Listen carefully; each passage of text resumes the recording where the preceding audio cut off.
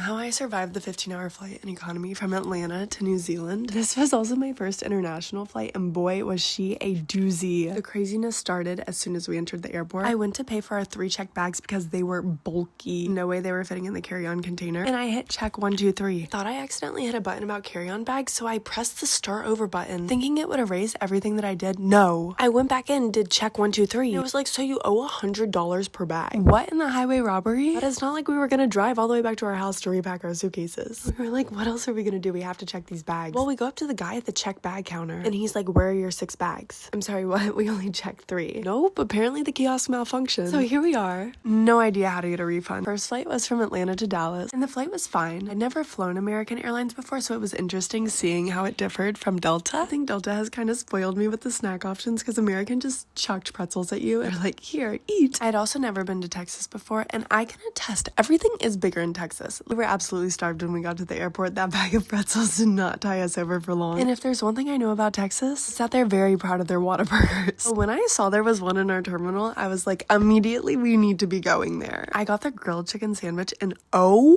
my gosh, I have never had a better sandwich in my life. I don't know what they put in this, but this was better than Chick-fil-A. I'm sorry, sue me. Finally, after waiting around for 4 hours, we boarded our flight. Once again, I have never been on an international flight. I had no idea how ginormous these planes are. I'd only ever seen the 3 seats in the middle in the movie. They also had this whole TV set up with a remote and everything. They handed us these hot towels, and I was like, what do you do with this? People were wiping their hands, their face. I'm like, I don't know what this is for. I've come to the conclusion I'm pretty sure it's for your hands because immediately after they served us dinner. I was like, okay, I just ate a whole Whataburger sandwich. But hey, who's to say no to a free dinner at 1 a.m.? I got the hot chicken with this orzo, I think. Not really sure what it is, but that was gas. I was a little suspicious of eating food that was in a box. I'm not gonna lie, but I ate my words right after trying that first piece. They also had this like cinnamon churro bar for dessert that was so good. I was so sad because I tried to save the rest of it for later. I put it back in the wrapper in my seat pocket.